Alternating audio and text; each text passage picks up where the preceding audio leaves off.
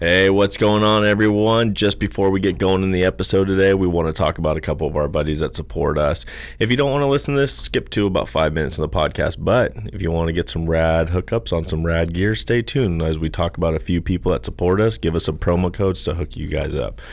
That's what we like to do. We've had a couple of our buddies on the show recently, starting with Muertos Coffee. They're out of Winters, California. They're firefighter owned, operated, plus proceeds go back to the Fallen Firefighters Foundation. Use promo code JustAnotherFailure at checkout to receive 15% off, plus proceeds from that will go back to our front line and our firefighters out there. Next up, you need a watch, you lose track of time, you want a cool backpack, maybe some CrossFit gear. The boys out at Rockwell Watches in Woodcross, Utah is where they're at. They got you hooked up. Head over to Rockwell Time now. Use promo code FAILURE20 to receive 20% off the entire website. Finally, I got it on right here. You might be needing some sunglasses to protect your eyes while looking good. Our buddies at Heatwave out of San Jose, California got you covered. Use promo code FAIL at checkout and you're going to receive 10% off. Oh, nice. And if you like our flags that we run on the lower half, not the upper half, but on the lower half of our podcast, check out the buddies at 30 Seconds Out. Veteran-owned, operated company. Sun Valley, Utah. They got awesome flags. They got awesome gear, swag, patches, stickers. Check them out now. You're not going to regret it. And, yeah, enjoy the episode, guys. Have a good one. Here we go. What up? All right, here we go. What's going on? Came in way too hot. Way too hot.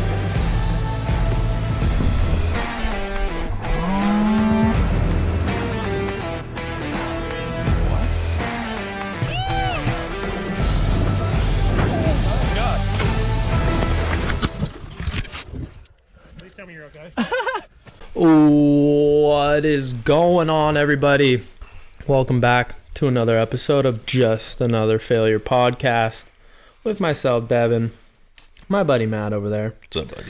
And we got our buddy Dana Creech right here. And you are the owner of Area 52 Ranch up here in Northern California. What city is this, actually? That's why it's called Area 52. Yeah, we can't even tell people that exactly. That's why it's called Area 52. Yeah, you guys can just wonder. Just green rolling hills. Yep. Up here in Northern California, but we're not gonna tell you where. Exactly. So, what's going on, man? Yeah, how's it going, man? Thanks It's going good. bringing us up Thanks for and coming out. giving us the secret address. Yeah, exactly. So how long you been running this spot now? This is year 10. This is year 10? Yep. So what was the idea behind this when you guys, have you guys ever been a cattle property, or what's kind of the background, what you're running out here? Yeah, usually cattle and horses are out here every year. I just lease it out. I don't own any yet. Okay. Hopefully this year. Just Get do a like couple feeder cows and stuff out here? Yeah. Yeah. Yeah, and a couple pairs and stuff, just to keep the grass down and jumps looking good. Yeah. That free It's a free give and take. lawnmowers. It's free lawnmower, but then they still will mess up your takeoffs if they're not steep enough. Yeah, because They'll walk all over it and just ruin it. one of the jumps that we built at the ranch in Castro Valley, the big over the hill one that was shot on the pipe, like they came out and built it like 3.5 months before they actually filmed it, and I'm like, I mean, that's fun to build, but we're just gonna have to rebuild this thing right over again because they're gonna come out and trample this thing down. Sure enough, like a couple months went by, we went out there and the lip went from like a 10-foot lip to like a 3.5-foot tall lip. Oh yeah. If you don't pack in, like track in all the sides of whatever you build, if there's any loose dirt, they'll just go in and root it all up with their horns and stuff to get the flies off them, and they'll just destroy whatever you got if you don't completely finish whatever you're working on. Yeah. So what did you what was kind of the back take on this? How did you kind of come up with the idea of building the spot, and what was your kind of background coming into this, getting riders out here? You've had some of the best riders in the world out here riding the spot. So it's always been a goal my whole life. We filmed and did all those Huevos movies on quads, and we would go to people's places and pay to go there, and I would ride their stuff, and sometimes I get to build it what I want there if they'd let me, but it's getting a little weird down there. I was gonna say go you bring it up a little bit closer. Yeah. There you go. You're right there. People let me build stuff there at their places, but most of the time you just ride what was existing, and I just dreamed of having that. And then finally we went to Santa Maria down there to Danimals. And, oh yeah. That was a game changer. Finally got like the dream stuff.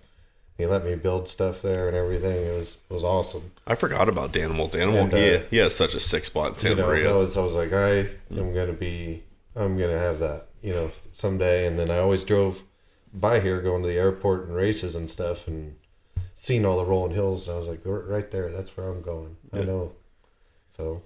Yeah. So I mean, like, what's that like too? Being able to just like roll out of your backyard basically and just go look at a hillside and be like, what do I want to build? What can I do? Because you have the machinery, you have the land, you have everything. Like, you can literally walk out of your backyard to every person that rides a dirt bike's dream, basically. It is definitely my dream world, for sure. I've dreamed of this forever and looked years and years traveling around looking at properties till I found the right one with the right dirt, the right terrain, and everything there. Like, it wasn't just like I jumped on this. Like, I had a UTV. I went through a couple different UTVs over the years, just going to different properties and driving around them and looking at them, and finally found the right one. And it's just awesome. We go out and build whatever we want now, and I just try not to jump into it too quick, because if you do it, it's there. You want to do it right. That's like the main time. So I'm kind of taking my time, and this year is definitely going to be a big year. Yeah, man. Just driving in here, I came in the back way, and so I came down the dirt road. But there's this. It's cool because it's just thousands of acres of rolling hills out here, and there's not a lot of trees on them. But the hills are kind of steep, so they just kind of give good natural landings for big hits, and it kind of just has that prime playground to like really build really, really fun stuff out here. And I mean, you guys sit on 180 acres? That's what the main property sits on, and you have like 6 or 7 tracks out here now with different features and different style tracks. You have the pump track in the front yard, the warm up track. So walk us through some of the stuff you've kind of built out here. There's a pump track. There's like a little pretzel track up front, and then there's a kids 110 track right next to that we kind of warm up on. And gotta have the mini bike track. Yep. And then on the back side of the hill, we have a full moto track and a GP track that's just all grass. Probably like 4.5-5 minute lap times, and it's all natural. There's like we incorporate maybe 1 or 2 jumps that we built with tractors into it, just getting across. They kind of worked out in the way, and everything else is all natural, just rode in over the years and never touched. So it's really good acceleration bumps and braking bumps and stuff, starting on the downhills and uphills. Dude, it's fun. That's that good training stuff to just go beat you up out there and get you in shape. Mm-hmm. It kind of reminds me of like that Danimals Hills, or did you ride Jackpot's house ever? Yeah. Jackpot kind of has a lot of the similar, just big rolling California green hills. So those are just, it kind of reminds me of some of those features. And your guys' hits are just massive. I mean, what's some of your larger hits that you guys have out here? You have 200 plus? Yeah, about 240 to, like, you have to make 240 on the big one. But we go farther than that, because you can go 100 feet down the downside and still be all right. That's a good one. And is that the one that you have like a setup jump? You have like 2 setup jumps coming into that, and then just grab 5th and just hold on? There's like 7 setup jumps before. I've seen a couple from. You just have to watch the right video. Yeah, just watch the right video to see what one comes up. Yeah. Yeah, there's one on YouTube with I think Colby put it up, and he's following me through it, and I have a Metal Militia like checkered plaid shirt on, like jacket on, and look for that one. Okay. That starts way at the back gate and goes all the way across. All right. Yeah, it's a long one. I mean, I've hit stuff 4th gear, but I've never clicked 5th and just held it wide off of anything. Like that's the first jump I've ever done that on. That's a pretty gnarly feeling. Yeah, I never did 5th on a quad, I don't think, on a real big jump. Yeah. It was on flat, maybe 5th, but never a big, huge jump. Yeah. We've built at the ranch in Castro Valley, we've built a couple like relatively big hits out there, and we had some 4th, and we had one that was like 4th, and you're going to make it good 5th if you just kind of want to have fun, float it for a while, but it's just a different feeling, just grabbing that. And yeah, just when you click 5th and like you're like committed in 5th, you're like, all right, like I'm about to go far right now. Oh, yeah. Like we're about to send it to the moon. Yeah, you never get butterflies like that. Oh, you're up there. Yeah. And then your guys is cool because like you guys really roll over the top of the hill and then kind of float down the backside, but you guys float for a while on some of the stuff that you guys hit out here. That one we always say you could take and put a slip and slide down the backside, or an airbag So I always wanted to do like maybe one project in the future. We get someone crazy enough, we'll maybe Bradley Slums come out here and lawn dart one of his bikes off there and parachute to a slip and slide down the backside. Dude, that would be sick. That dude's gnarly. Yeah. Just like jumps off the side of a cliff and then basically pulls a base jump. Yeah, base jumps off of a dirt bike. Another level. Yeah. Dude, that would be rad. So what you kind of had the quad background. Now, did you have any like major contacts for bringing, Jeremy and Bierman and those guys out here? How did you guys just kind of build it and just kind of show them, or how was like kind of bringing that to fruition, like some of the other projects you brought up? If you build it, they will come. Yeah, pretty much everything we're doing, even from the start, is just to try and make it better. If we can make it better somehow, I can work it out, and Jeremy hit me up. I've known him for a long time, and hit me up and asked if he could come up and film it, and that's how that worked out. And pretty much everybody else that's done it there's been a way that it's going to benefit the place. Yeah.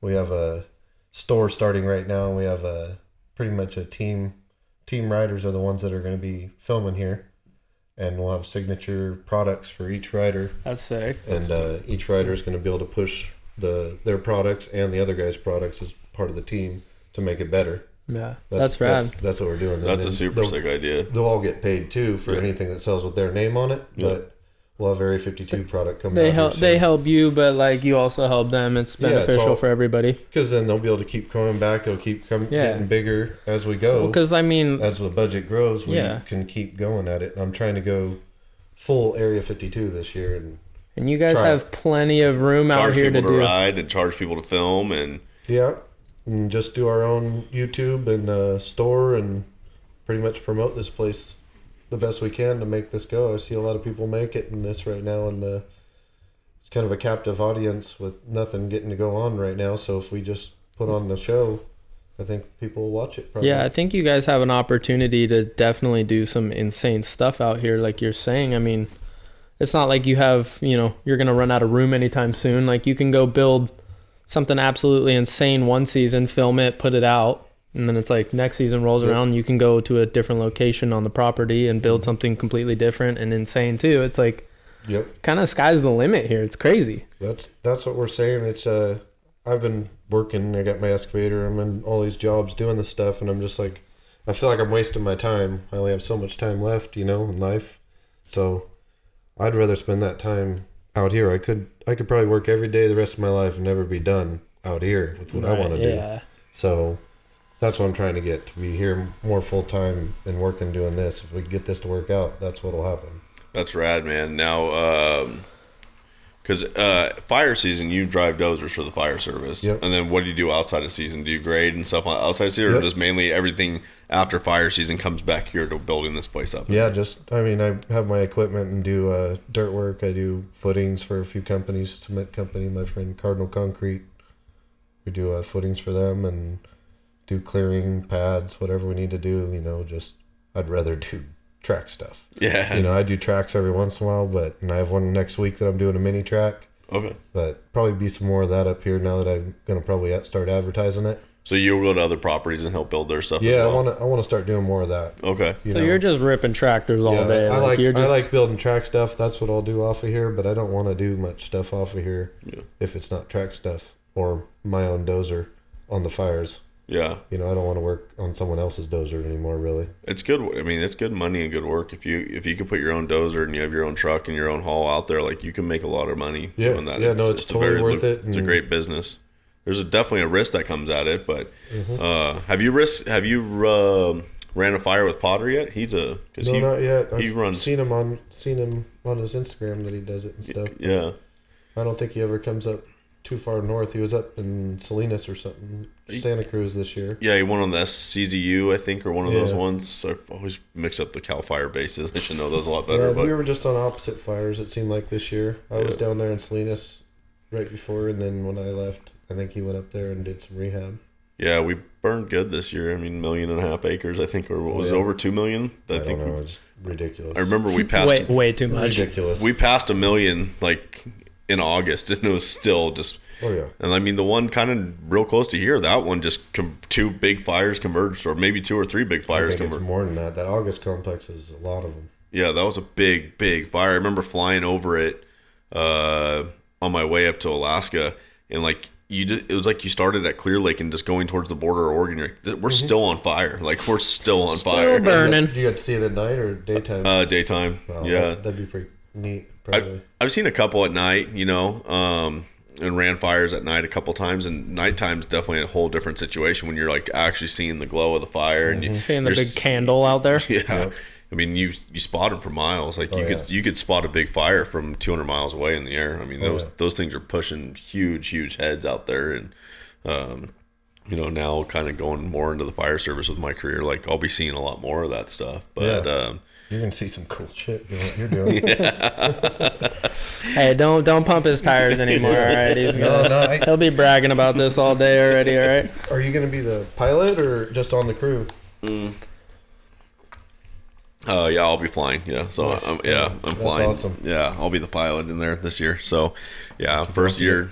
I'll definitely keep cell phone number close. There, yeah. Got a hot spot. I know we can hear you guys too on the ground with our radios. So, it's my first season getting in it, but it's taken me 10 years, almost 11 years of applying to even get the spot that I have now, and it wasn't easy to get there. And the boys that do it keep that community really, really tight and really close niched. And there was a lot of just like showing up, knocking on doors, and they slam the door in your face, and you still stand there like 3 days later waiting for them to open up the door to even get the interview to go in and talk to them. And like even at that end, like it was still tough. Like there was a lot of just going in circles. Like I'd meet a pilot and he'd tell me and give me a number of another guy to meet. And then I'd go and call that guy and be like, hey, I got referred to you from this guy. And he goes, you need to go back and talk to that guy. I'm like, well, he just told me to come to you. And It's like going to the DMV. yeah, I mean, they really want to see, it's a very dangerous job. Yeah. And they want to see that you really want this. Like they don't want someone just coming in because they saw it on TV or they saw an Instagram of a guy dropping into a fire. Like they want to know that this is something you're serious about. And like, I had some like fire explorer stuff in my background from high school, like where I've had interest in fire for a long time. And so like all that came into it, but no, I'm stoked. This is year one, but it took a long time in the making to get here. And so, we'll see how that goes this year. But, my brother-in-law is a firefighter. He's been out on the fires. We had a lot of people from the CZU and the other ones evacuate to my sister's ranch last year. And we had tons of trailers out there and people camping out. And so, fellow firefighters even that lived there that evacuated. So I've been learning about it, talking about it. But I mean, you guys as an operator in the fire, you guys have a high risk job. Like, Yeah, it gets pretty gnarly. that's what I was gonna ask. Like, what is that like? You're going into a fire. Yeah, literally. I mean, you're definitely head on into it, but I feel like I'm in a lot safer position than anybody on the ground. That's for sure. With my dozer, Full cage.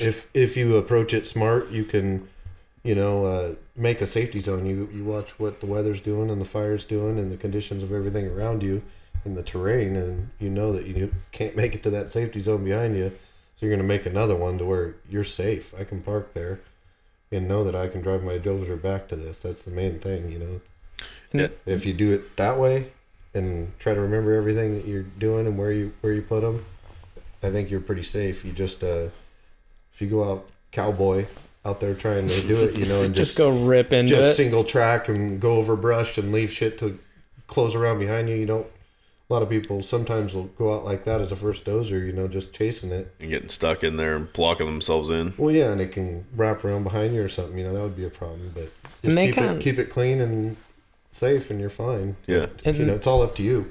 And How they bad you want kinda- to risk it. Yeah. They outfit those things pretty gnarly too, right? Like got like full cages, like he's saying, and they're like insulated, right?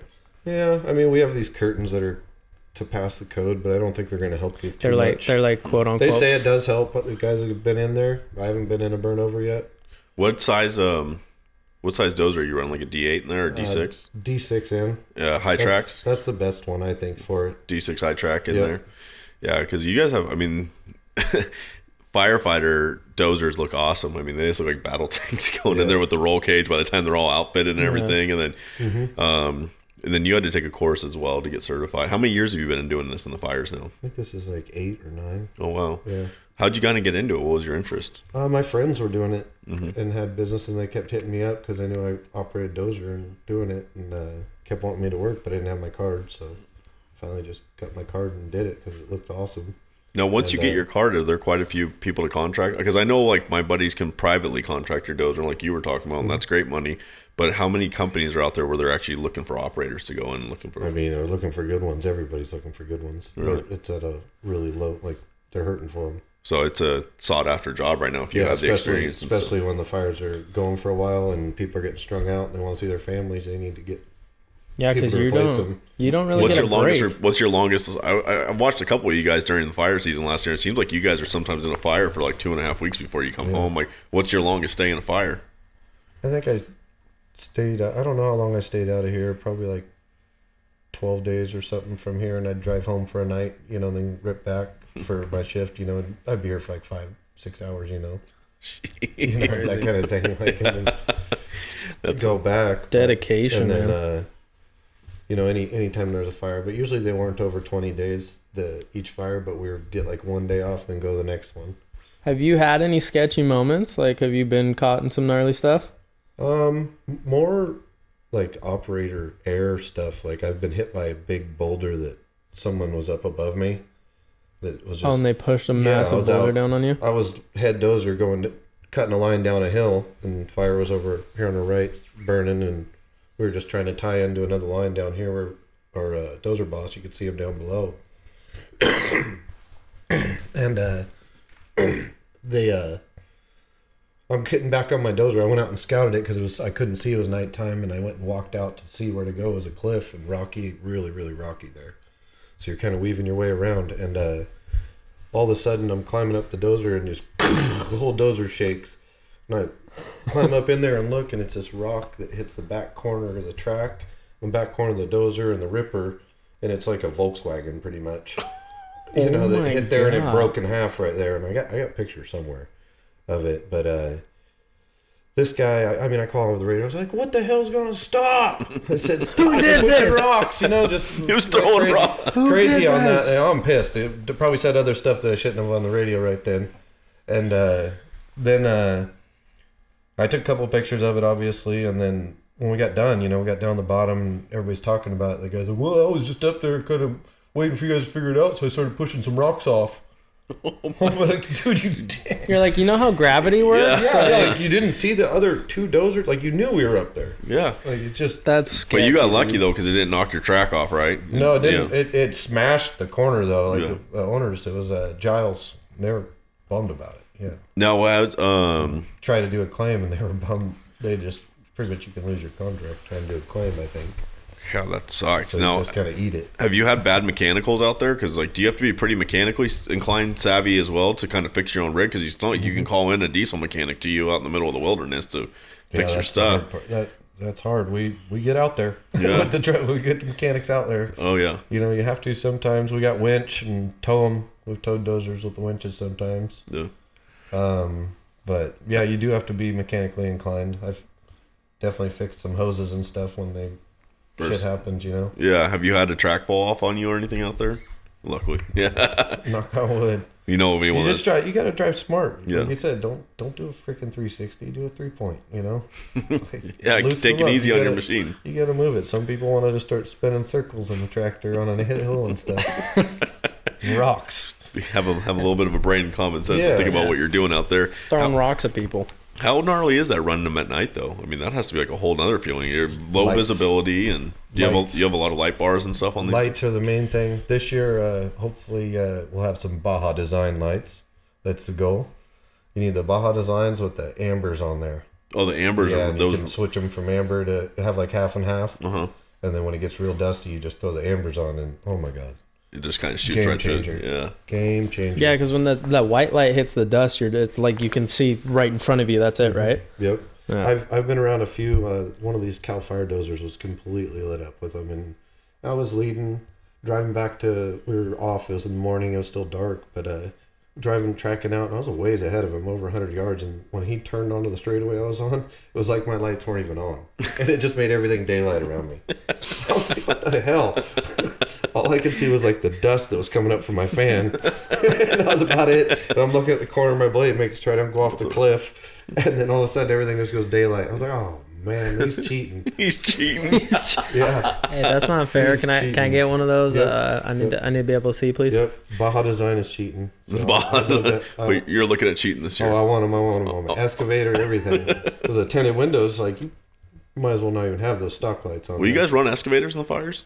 Yeah. You guys run? Yep. There's excavator There's a operator. lot of excavators on the fires, yes. They'll work on the attack and mainly on the rehab. Oh, okay. Yeah, rehab side, I guess, that makes a lot of sense. You'll have to have them in there, too. And then you'll have the faller bunchers and a bunch of that shit in there. Just to get through for big timber. Yeah. Yeah, I mean, this was all thick timber last year. That was a thick burn. I mean, especially Santa Cruz, that thing. I mean, I think that helped that fire a little bit, just how thick that thing was burning through. It was so overgrown. Over there, like by Swan's house, I was helping him. I was on Salinas fire. His place was all burning in Santa Cruz. Yeah. And they couldn't get back up to their house. They evacuated and then couldn't get in. So I helped him. I took him to his house. Did he rebuild his spot ever? We got his chickens out, a bunch of stuff out of his house up there. They weren't like in the fire, but yeah, definitely helped him. Yeah, his spot's sick. I mean, he's another guy that I kind of forgot about Swan's house. He's got a bad compound, but has he rebuilt any of that? Because I heard he kind of like let it kind of go away for a little bit after he kind of did a big jam out there. He didn't really keep it up for a little bit. Yeah, they bought a skid steer last year. Okay. His dad for the landscaping business, and I know he's been out there working on stuff. Yeah, I've always wanted, because we have kind of similar features at the Castro Valley spot, that I wanted to build like a cool tree section, kind of like what Swan has. And he did a good, I mean, Bierman and those guys went out there, and Hillsack all went out there, and they did that mountain bike moto jam out at his house. I thought it was pretty cool. That was a way sick thing that he put together out there. So it's cool because there's more and more of these, private land guys, especially like my buddy Casey. He's an operator too, but for the city. And he's done a little bit in the fires, but he's mainly a city operator. But having guys that are talented that know how to build this stuff, that's a really cool. Be able to come out on your own land now and just build really fun stuff and attract like really cool people to come out here. And that's kind of what you're getting into now, like hoping, having like people come and using this as like testing grounds, commercial grounds and stuff like that now, right? That's kind of the new thing you're looking at getting into. Yeah, I mean, back in the day, I used to, I started with Polaris on their UTVs on the first ones and stuff, and kind of helped them get going and pushing it. And I was always wanting to do the testing as well, but we didn't have private property. That was the main thing. So hopefully now I can work something out like that, or we can do some endurance testing, or really let them see what the suspension can do. Yeah. I know they don't have the same course that I do. Oh yeah, for sure not. Yeah. And it's private now. They can't. We can come take pictures of it if you don't let them. Yeah. So right, you're like, send us 3 and we'll beat them up for you. Let you know how they work out. Yep. Yeah, you can have NDAs on your property and make people sign NDAs so stuff doesn't get leaked, and have certain areas that people just aren't allowed to film. And yeah, that's way rad. I mean, that's definitely some stuff we're looking at with some of our land, is doing some kind of fun, proving ground style stuff, and it attracts a lot of stuff. There's definitely money involved in that, and there's definitely a good business model involved in that if you do it right. If you can get big companies like you're saying, you get Polaris, you get whatever motorcycle brands out here too. That's where you can actually make some decent cash. Now, I wanted to ask you too, on the building side of things, like, did you just get in a tractor and start pushing dirt around and just built a lip and you're like, yep, that looks good? Or was there like some trial and error where you like had to learn how to shape some stuff? Yeah, no, it definitely takes some time. We used to do freestyle shows all the time, and we'd have people building the jumps ahead of time, like the promoter would build it, and we didn't have ramps or anything. We'd go dirt to dirt, and it was sketchy, so you kind of had to learn. Like it just had to evolve. I had to learn how to drive dozer just to survive. Because you were like, let me shape my own lips and landings, because I'm not trying to die out here. Yeah, I was gonna get killed otherwise. I thought, it was just they'd have takeoffs bigger than the landings. It's like a step down. You're like, what is going on here? Super peaked out landing. It looks like another lip for a landing. It's all peaked out, no safety deck. One big boat ramp to a little boat ramp. Right? Yeah, that looks right. Yeah, whoa, okay, go do freestyle now. Like, that's not how it works. Yeah, man. a promoter always built up something that he thought, a non-riding promoter would be like, no, I've seen people do it that looks just like this. No, you're good. It was just, and then you'd have someone in a dozer doing it, because they wouldn't let you drive it, and you're telling them what to do. It's so hard trying to tell someone what to do. It's easier just to do it yourself. Yes. Let me hop in there. I'll fix it. So that was it, and I always drove like skid steers and stuff, but never dozers up until then, and just kind of went for it. And then I moved to Colorado, kind of during all that with my girlfriend's family, and they had a big ranch, 600 acres, and her dad bought a Forest Service dozer there, and let me just build whatever I wanted, and I did. Definitely got a lot of hours in dozer, and that's where I learned how to drive a dozer good. Dozers are fun. I mean, they're awesome to operate. I kind of taught myself, and like my buddies and their ranching buddies have had them our whole life, and I was helping my buddy on a job one time, and they were like bringing in dirt for this spot. And initially, he just had me out there counting trucks and stuff like that, and taking license plates, and so we know who went in and out that day. And then like one of the days I went out there, the dozer operator wasn't there, and like I just had a bunch of dirt, and I couldn't get trucks in anymore. And I called him. He's like, "Hey, keys in the dozer. Like, start pushing dirt." And I was like, "All right." And it was like the first dozer I ever drove was like an old Caterpillar with like 10 levers in it, and like nothing like the new style stuff. And I remember I got it started and I just kind of like started playing with levers. I moved a lever, I was like, oh, that does that okay, that's how I go forward. There's my brakes on my feet. All right, we're good. And it was funny because like I got everything pushed out, I kind of looking kind of good out there. I was like, oh, this worked out good. And then like I went to turn off the dozer. I'm like, how the hell? Okay, did not turn. That happened to me too. I was like, how do I turn the dozer off? I know exactly what it is. I called my buddy. I'm like, dude, I have the dozer running. How do I get this thing? He's like, it's like an airplane. You got to take the fuel out of it and choke it out. I'm like, oh, all right, here we go. Yeah. Matt's in there like looking like Joe Dirt. I'm new. I don't know what to do. Oh yeah. Yeah, that was. Some of you just had to like push the throttle all the way. Yeah, forward. Yep. Yeah, but it was fun because then I kind of figured that out. And then he got nicer dozers, newer dozers and stuff like that. And then you start getting into like closed cabs and air conditioning and heaters and stuff. And then you're like, man, this is way nicer right here. I just got two sticks here. Luxurious. If you start on something like that, everything's easy. Yeah, exactly. Once you get in the other ones. That's what I try to get people to do. And I got to do it for like 6 months at a certain point in my life. And it was fun, man. I love building dozers. I love just going out and shaping stuff.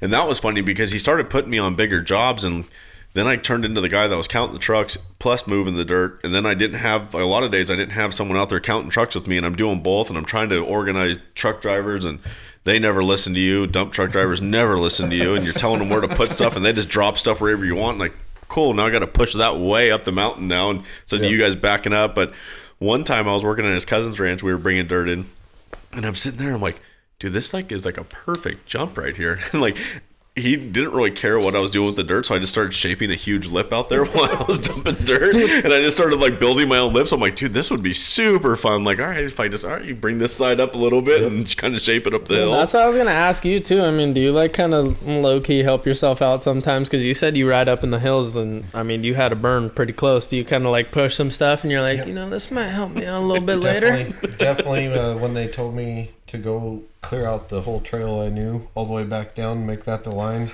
we cleared it out and made it nice. And they're like, what's taking so long? Possibly the abandoned garbage from all the pot grows that we drove through. Oh, I bet there was a lot of those. They were possibly left on the black side. Oh. Not on the green side. Yeah. Yeah, they might not be there anymore. Yeah.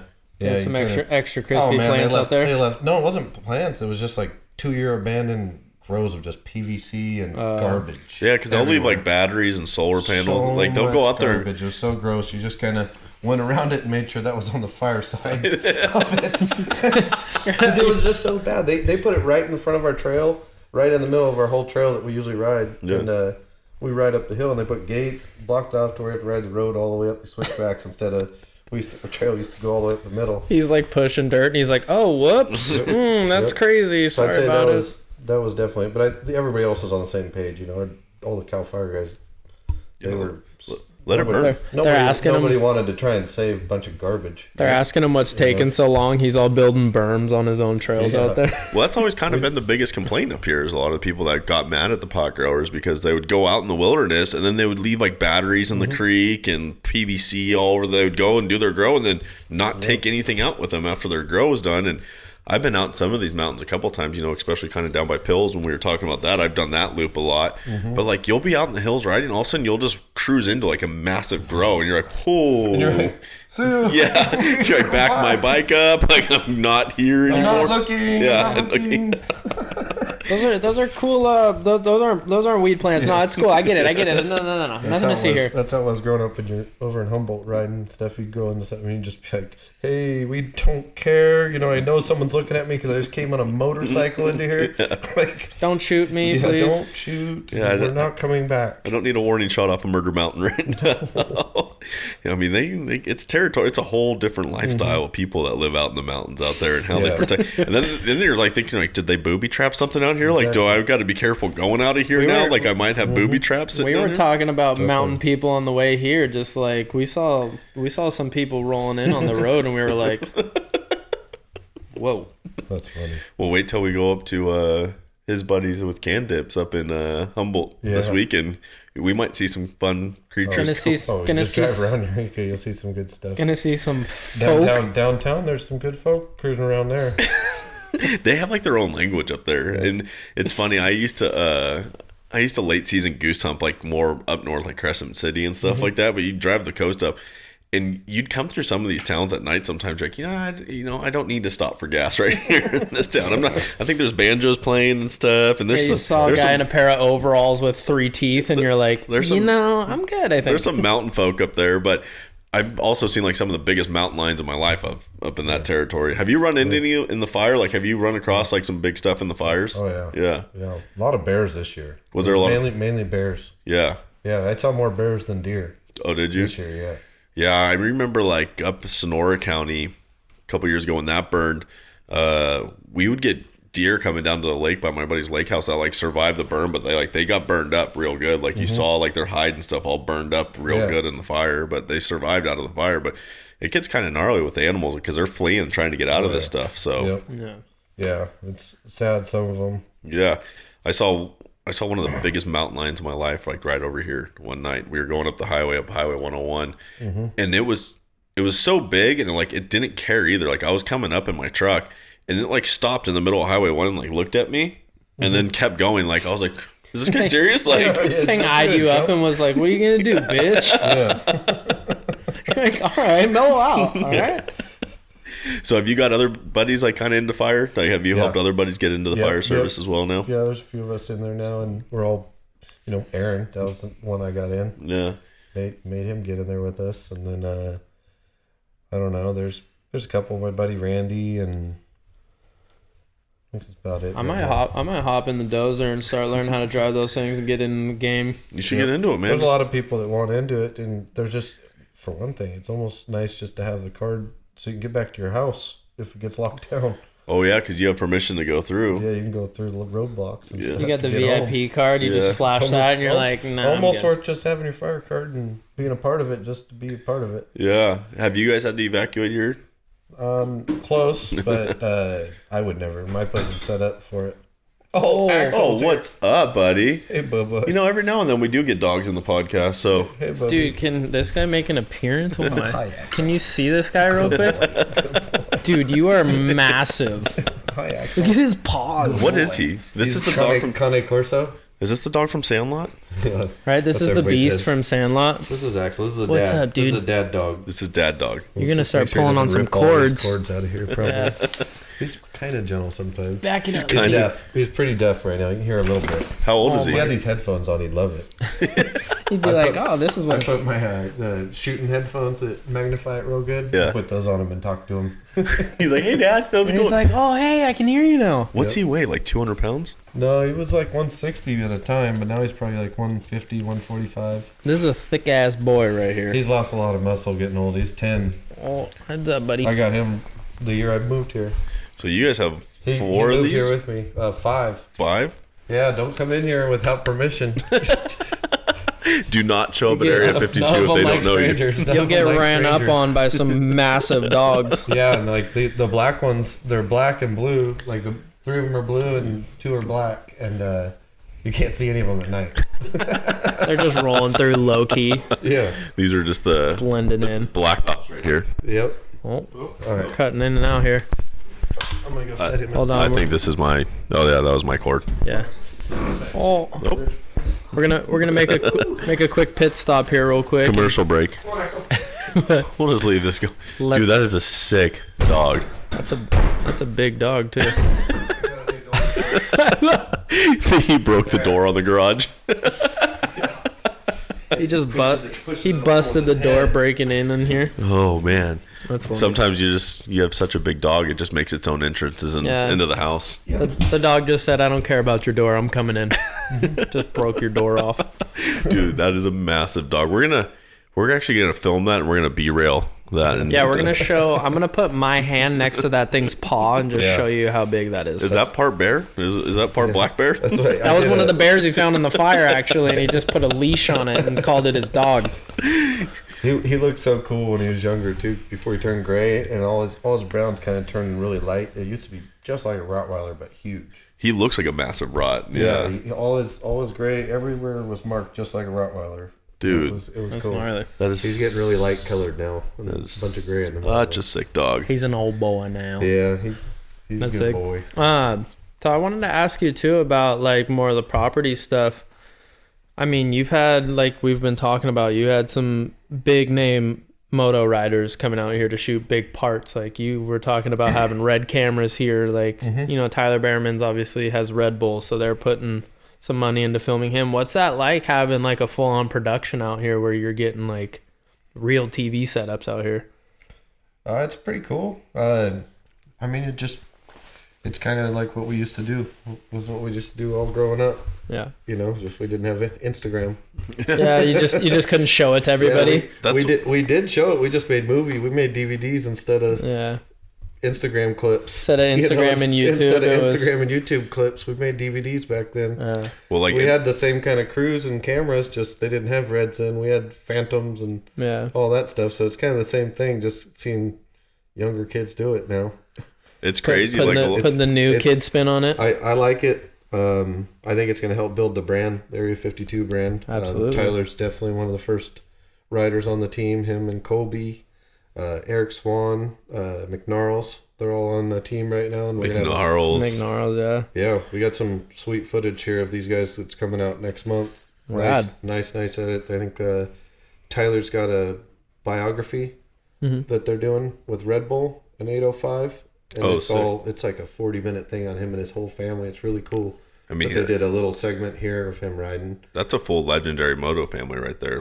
Flat track, everything. I mean, Papa Bierman's just I think his grandpa even. His grandpa was a part of it. Dude, his dad rips flat track still too. Does.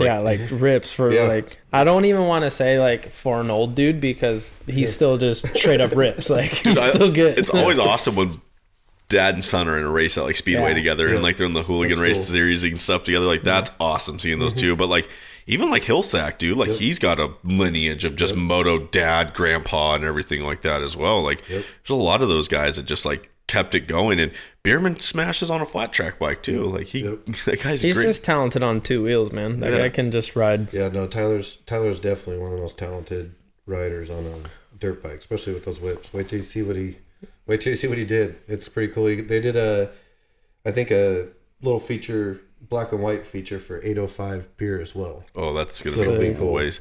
I like the black and white stuff when it's done right. Like black and white stuff comes out so clean when it's done right. Yep. Has Axel been up here?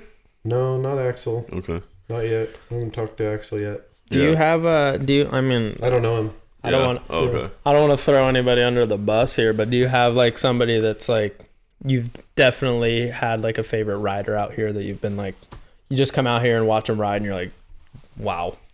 Yeah, I'd say, definitely Colby and Tyler were definitely the two top ones on that. Yeah. Tyler just has his, style for days. He's his own monster. And then Colby just wants to like send shit. Colby's style for days as well, and his own monster, and his monster's getting a lot bigger right now. That's for sure. Like he's progressed so much over the years. Yeah, he was just up here on my birthday, and it was definitely a whole nother world that he was. Like his whips have evolved. Like his whole riding style's evolved a lot since last time he was here. He's gotten really clean. He's put a lot of really good stuff together. You used to race Colby, right? Yeah, I actually grew up racing him like at Paris and stuff like back in the day. And yeah, it's weird because I mean you do have like those moto kids that are fast and then they just kind of fizzle out or whatever and then just don't make anything. Like Colby just went into like the freestyle / free riding side of things. And he was like, I mean, you can't lie. He was sketchy in the beginning where you were like, oh my God. And now, like you're saying, he progressed like overnight. And you're like, dude, this guy's like a legit dude in the game now. I'd say he's the top threat right now. He's everybody. Dude, watching him on quarter pipe and stuff, you're just like, what? Well, like, that, and then he just like learned flips like out of nowhere too. Like he just was like, you're like, oh, okay, you're doing that now. Yep. Yeah, I mean, he shreds on a BMX bike. Like, he's really talented on two wheels. Period too. Yeah. Like he's been out to sheep multiple times too, and he rips a BMX bike too. Good dude, good friend, and definitely very talented. Yeah, both them, and McNarls flipping like he wants to flip everything. That's the problem. Like I had to shut him down just now. Like me and him, he still wants to do it. He wants to flip everything here, change all the lips. I was like, he flipped one jump here, and I love it. Yeah. I love seeing it. Just I don't want to see it at my house. Yeah, you know, like I'm scared. It's scary watching too much like of a landowner. Is what I told him. I just said it's just not worth the risk worth reward. Doesn't weigh out for me, anyways. It may be for you because you're gonna get whatever this, but something happens, I'm fucked. It's kind of gnarly too because you're like I don't want to see that kind of thing happen. And you're out in the middle of nowhere, kind of out here. Yeah. So like if something does happen, like 17 minutes for the helicopter to get here. So they said like they flew out to the neighbors for a old person from they coming out of yeah that's California or it's not even Reach up the there. Yellow one. The yellow one right at the airport. Hey, bleep that out. We're not even giving them that clue. All right. Yeah, we'll bleep that spot. But yeah, I mean that's still far from here. I mean a 17-minute flight from there. It's still far. That's still distance as flying. But yeah, I mean you got to figure because like Danimals was like kind of like the last big spot where people were flipping big natural terrain, and that goes back to Twitch and Potter. Like those dudes went out to Danimals and flipped like. Huge 160, 170 hits, and then McNarls came around and he's out flipping 200 now, 200 plus. His name is the most fitting name out of anybody out there. I mean, Twitch kinda like Twitch isn't even as fitting as McNarls. Yeah, so. McNarls got the name for a reason. Yeah. I remember just starting to ride with him because like I used to ride at Fitzpatrick's house a lot for a lot of years, and that's how I met all those guys was riding at Fitzland, and a couple of the guys have come to the ranch and ridden the ranch, Griffin, Wes, Fitzpatrick. And like prior to McNarls, Wes was like kind of the last guy that was going out and flipping really, really big stuff and just finding the big, gnarliest hit, big style, big flips out there. Then McNarls just stepped up. And it's kind of cool seeing the progression of the game and like now seeing like Bierman, McNarls, and those guys just really stepping it up. And then what McNarls did in Kansas or Arkansas? That last thing he did with Red Bull out there. What state was that? Oh, no, that was Tyler though. Oklahoma. Oh yeah, that was Bierman. Bierman did the Dream Red Bull Imagination course. It's awesome. I think that's sweet. That's like my goal here is a big version of that. Yeah, dude, like you could do insane. Like you could have multiple versions of that. Yeah, I'm just gonna build the big brother of that. Yeah. And, you know, we've talked about that. We have another spot that I want to talk to you about, and we could really have some fun. But, I mean, I think that's the cool. We'll build two big brothers. Twins. Yeah, well, twins. Yeah, right.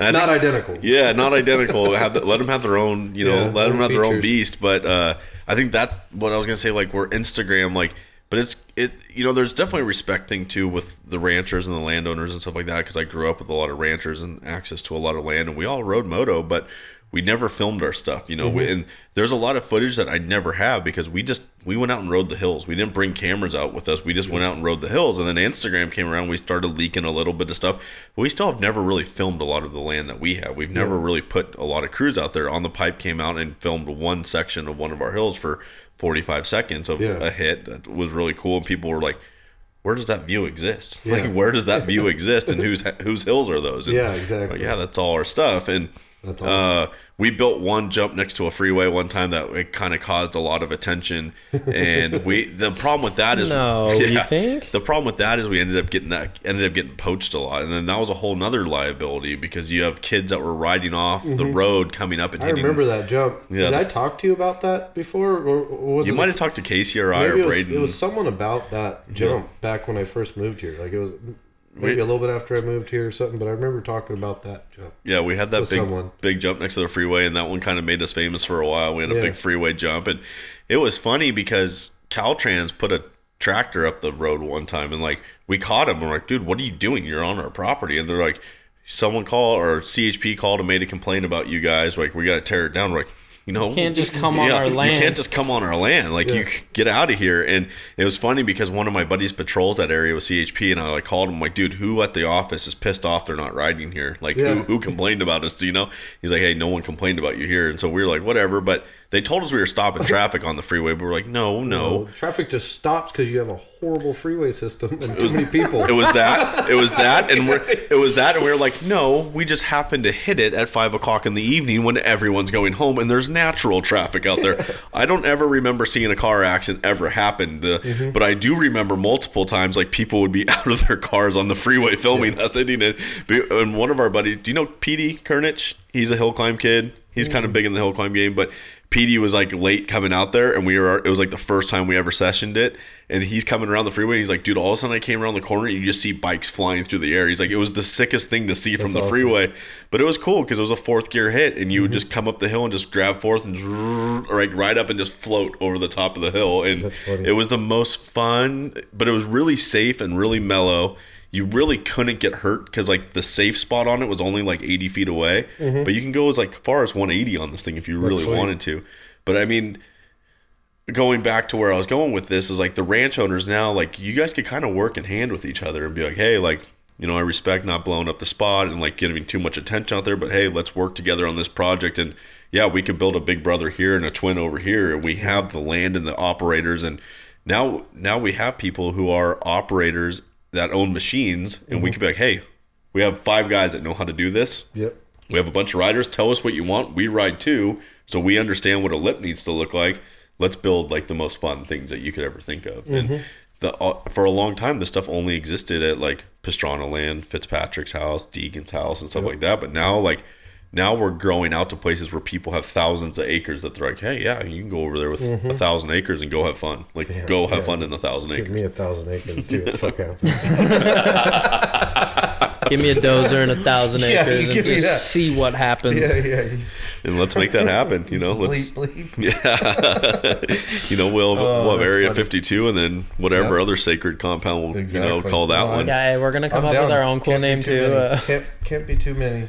That's for sure. No, you gotta. I talk to Jack a lot and stuff. We want to do like a circuit as well. Like, it's definitely in the talks. We could get them all together and we could do some sort of circuit where we could televise it, you know, and make it happen and have a series that's an invitational, like the fight TV guys. Maybe get them involved or something. Yeah.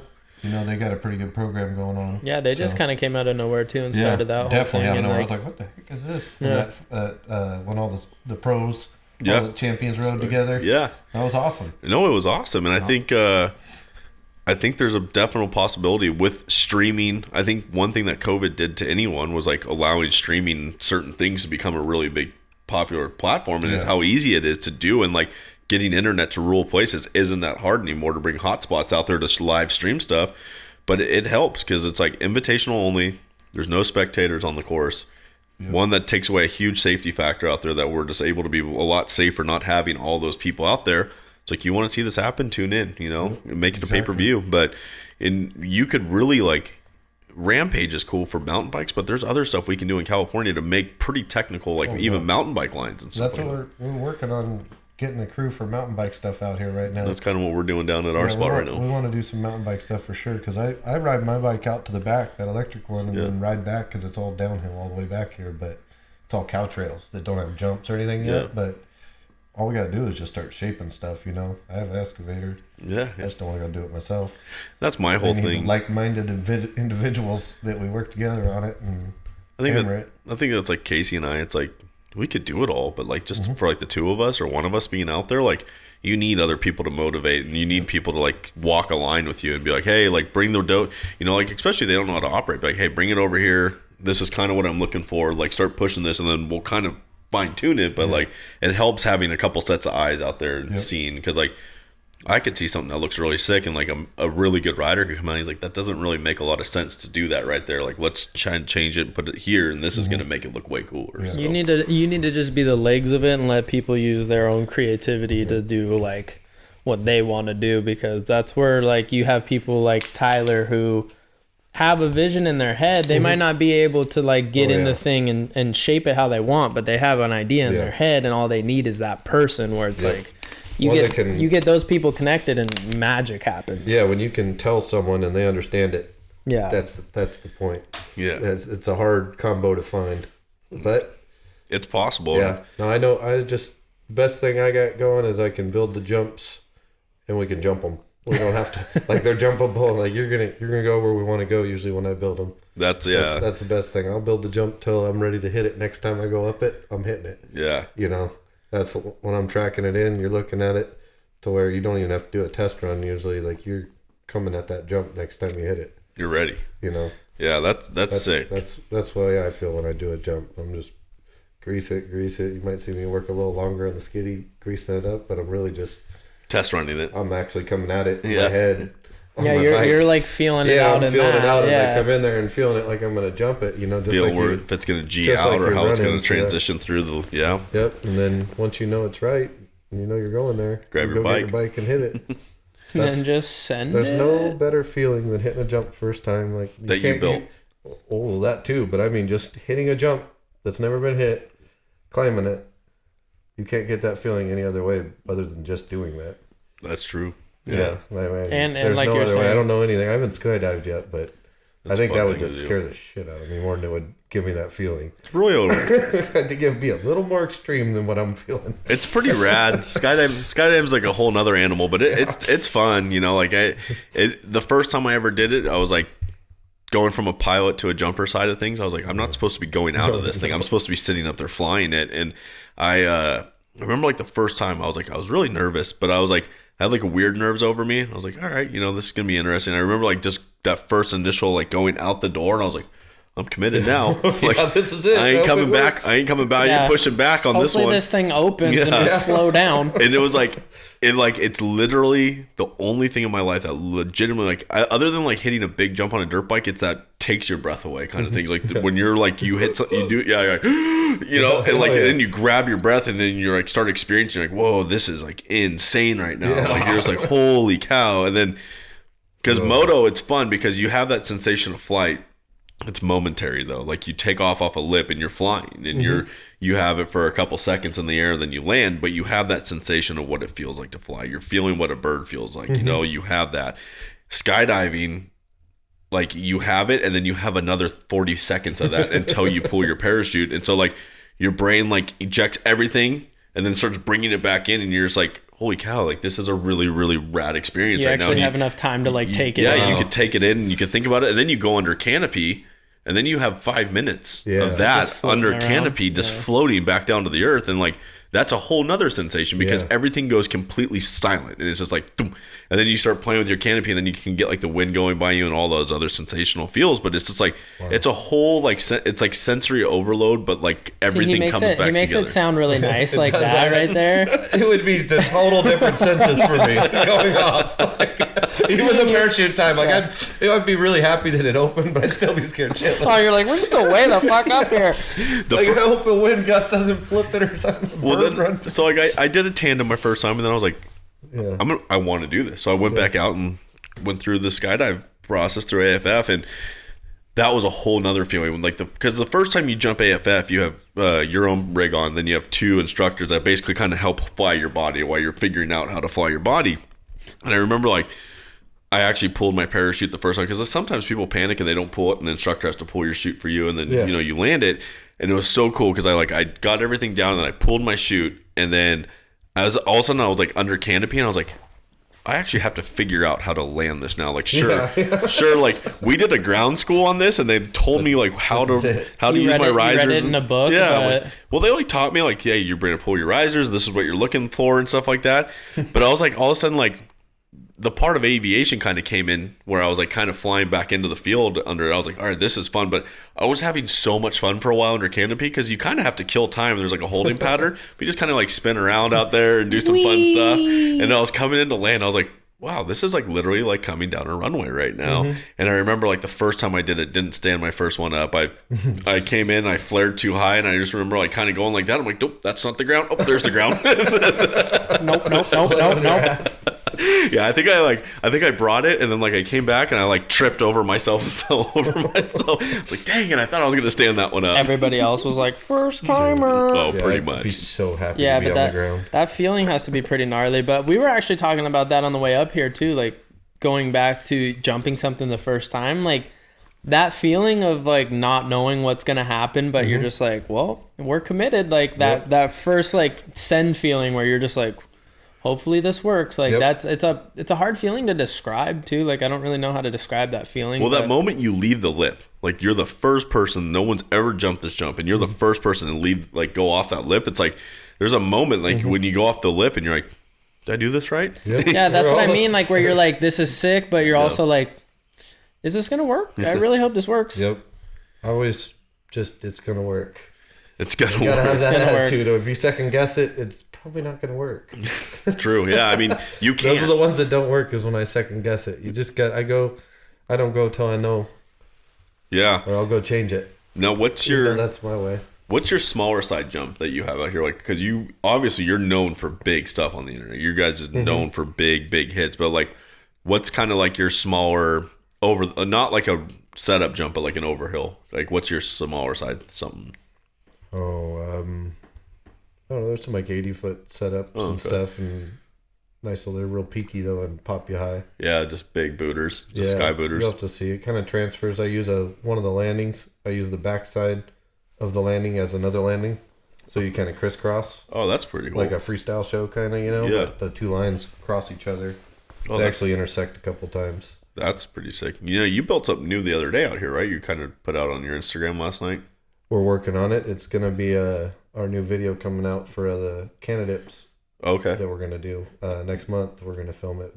We did a meet and greet kind of thing where they all came out and got product here and did a shoot, little one, just that one day with just me and Austin. But we're gonna do a big shoot for their 50,000 followers. Because they're getting close. They're at like 42 right now. They're Yep. thinking sometime next month. So I think start at the 13th or something. We're gonna film it.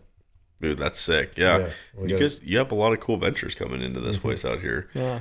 And like I guess one of the things we always ask, and the name of the show is Just Another Failure Podcast, and so like a lot of it's just like learning from failures, right? It's like learning from failures, not giving up, pushing forward through failures, laughing about it, whatever it is. Like what's like it could be fire service, it could be building jumps out here, like, but what's something that's been part of this whole buildup that you've had that like it's been tough, to get through, but you either just had to be like, man, fire probably has that every time you walk into a fire. Like, man, I'm into it right now, I'm into like the boulder hitting your tractor, whatever. But, what's something that's just been kind of gnarly that you guys had to kind of like push yourself through that was like building the brand or whatever that was in your life? In life or here? Hey, let's go here. Let's go. Yeah, let's go here. Let's go through that. He's like, well, life, we got all sorts of stories. I'd say, wow. Can't say what it really is. Well, erase. No, hardest part out here is water sometimes, usually, and then I'd say it gets so hot out here Oh, summertime. in summer, that you can't ride year round. It's not like we live in San Lo. We just have a limited time of year that it's awesome. And then we take advantage of that, and then usually I'm working on fires. Yeah. Let's see, hurdle. It was hard having a partner. We were best friends when we moved here and stuff, and we lived here together and stuff, and that was probably the biggest hurdle here. We're great friends now, but it was hard there at the end when we were living together at this house, I'd say, for both of us. Bouncing too many. Just button heads. He had his kid living here too. We were just shouldn't live together with your buddy, that long and be partners on the place and everything, There's a lot to put. We wanted to do different things on the place. He didn't want the dozer work. That's all I wanted to do was dozer work out here. So that's a big thing. Definitely a different of opinion Yeah. on that, which he's stoked on it now. Super stoked on it now, but living together, that was a hard hurdle for both of us there at the end. It was awesome at the start, and then we just we're great now. He comes out all the time, but I can imagine that'd be tough as like a roommate side of things, Yeah. I didn't Not- have enough. not I getting didn't have along. enough money to buy it myself when we did it, and I was looking at pieces that were like 20 acres and stuff that I was going to buy up in Redding and Anderson, just everywhere. You know, maybe 60 acres would be awesome.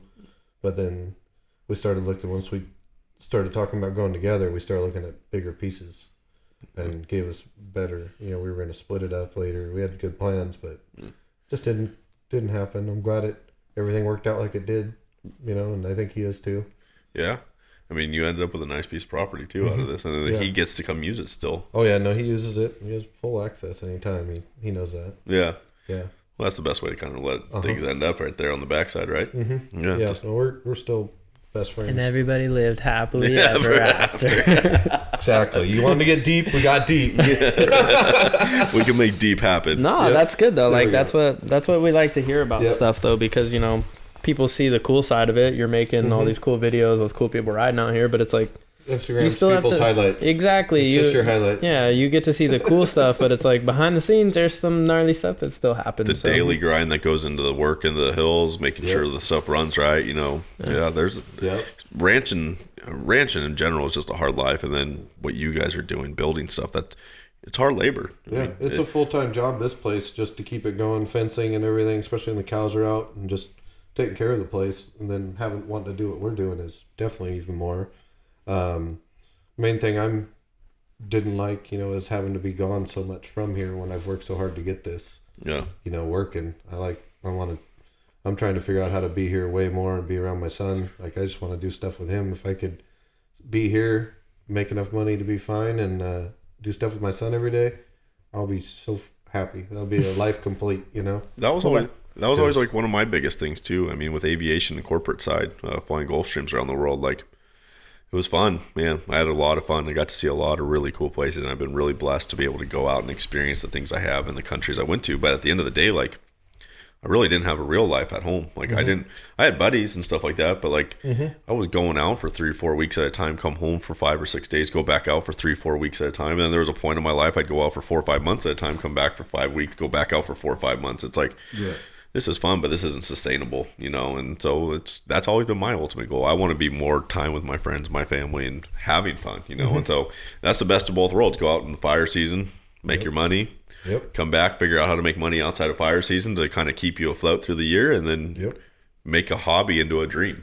That's what you're doing here. That's the plan. I only got so much time left, and, you know, I know I could work here every day, like I said. So I thought it was sick too. Just when we rolled in, and you know, you and the kid are out there just ripping the pump track in the front yard, and but you had to break his chain links, Devin. I know. Hey, we're not gonna talk about that. We'll B-roll that too. Yeah. Hey, Phoenix, can you cut that out? That never actually happened. So brought big dirt jump kid out here and just broke a bike. The thunder thighs just snapped the chain, dude. I'm sorry. Made my kid cry. That never happened either. I can hear him. Hold on. No, I can hear him crying. I'm just gonna get out of here now. I think actually I'm gonna head out. No, but I was gonna say, like, that's sick that he gets to grow up in a place like this too, because he's got that in his front yard, and then I mean later down the road when he starts, I mean.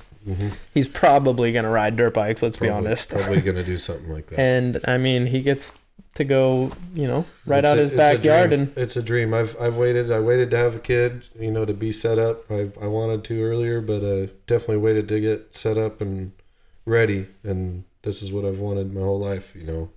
So now it's happening finally. Yeah. He's out playing with me now. It's so fun. Like, he actually just last week was probably like my proudest dad moment. When he went out with his little stay sick bike, and he rode the big track, the moto track out there. We were riding like probably half the track, me and him just doing battery after battery. Like, he just wants to do laps out there.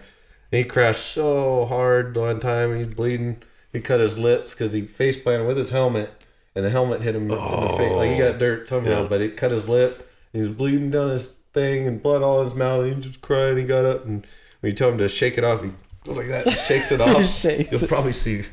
But he did that, and he wanted to ride. I was like, do you want to go to the house? And no, he's riding with blood just dripping down his face. You're like, that's my boy. And just him following. And, you know, I've seen people do that with their kid riding on their 50s at the track before, you know. it was just pretty awesome having him follow me on his bike finally. Great dad moment. Yeah. And then in your dream, like you're building that in your dream. And Yep. I think that's like the best thing you said right there a second ago is like, it took a while to make it happen, but it happened. yeah. And like people really got to trust the process, Yep. It's not always just that instant thing that happens. And I think that's a good takeaway from this. It's like, you worked hard to get where you wanted this to be, and there's probably a lot of painful nights that were in there, because you had a dream that was sitting there that you couldn't make happen. And that's a hard part to get through too. It's like, you can make something happen right now in life, but you don't have all the resources to actually put it together. So like, there's a lot of maddening times in there. It's like, you know what, maybe I just give up on this dream. Maybe I just put it on the back burner. Maybe I don't think about it anymore. Cause like, why should I have this dream if I can't make this happen today? But eventually you keep pushing through, and it came out. And, that's a whole fun thing with the podcast, where we could really bring a lot of cool stuff to people like this and other ranches and stuff like that. We've had fun friends that have been on the show,